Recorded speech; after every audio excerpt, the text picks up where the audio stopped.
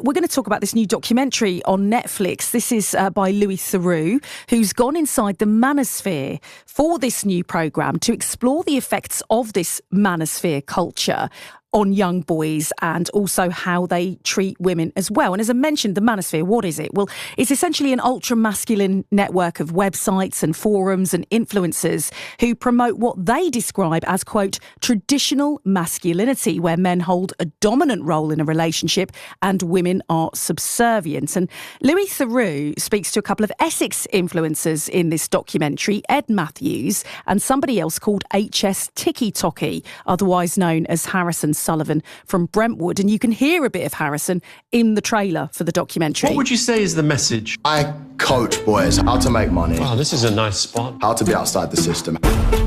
How to be proper guys. Shut up or nut up. Would you see me that way? Did you look at my arms? The stature's not saying too much. I was entering the Manosphere, a wild frontier of streamers whose behaviour is reshaping the culture. I'm doing it for money. I don't care about The morality of it. I'm not living for other people. I'm living for myself. Do you consider yourself a misogynist? I love women and I actually understand them. You think you know better than they do? They want a guy that can lead them and dominate them. So there's a bit of the trailer for this new Louis Theroux documentary, very much delivered and investigated in Louis Theroux style. It's Inside the Manosphere is the name of it. It's on Netflix now.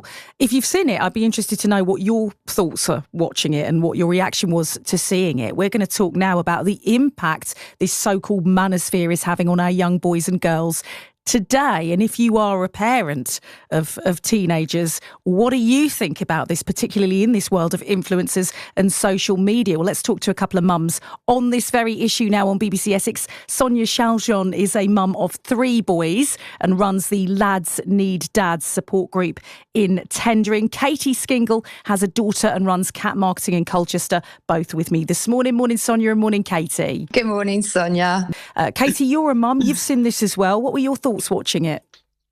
Well, I mean, Louis does what he does brilliantly, doesn't he? He doesn't exactly solve the issue, but he does force people to confront it, and it prompts discussions like this. He's brought it into the mainstream, so it's kind of a dinner party conversation or a radio interview, because this is all taking place online. And you were quite right, Sonia, in what you were saying, that responsibility is shared, really. I mean, these platforms, they are, they do need to reduce the amplification systems.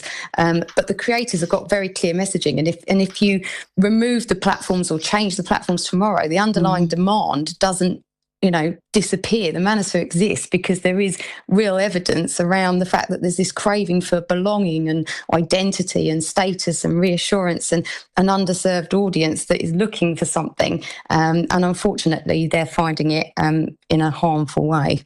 And of course, you're a mum, you have a daughter. A lot of the comments that are shown in this documentary in terms of what the men are saying about women, I can't say on the radio at this time of day, but unsavoury, degrading to say the least.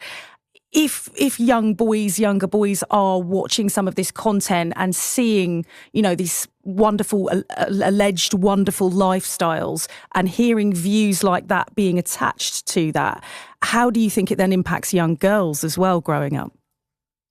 Well, I mean, it's going to have a knock-on effect all round, and they're building like a niche community, really, where they're able to highlight what I think is a bit of a key paradox. I mean, he really exposed, Louis did, that there was a business model behind this. So, and I think also there was a bit of nuance around, or even though it feels uncomfortable, that these creators that are talking, they're not villains, they're not victims, they're after systems, they're after incentives, they're after, the motivation and the psychology behind it is just fascinating to me, really.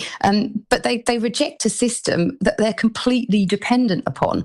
So from going back from a female and a daughter's point of view, you've got the same thing that happened in the documentary with Louis. Is one of the girlfriends of, I think it was Myron Gaines, Angie, when she was confronted by what was quite a fatherly figure in the form of Louis, in regards to those, how she was living her life, so to speak, and her relationship with Myron. I think she was quite shocked to see it through a slightly different lens, because she'd clearly been used to an echo chamber that was around her. And they obviously have subsequently broken up, as we know, post the documentary.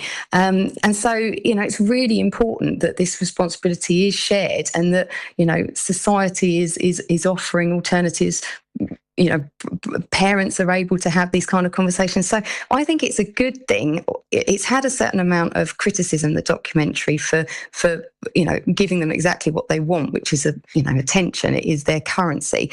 But actually, it's a good thing to be able to counterbalance that, as it always is, and bring about conversations. And people are talking about education. They are talking about it in the main now, whereas before it kind of been almost in some ways hidden certainly to some generations who don't necessarily use some of these channels. Yeah, and many who will have grandchildren and children who will be. Thank you, Katie.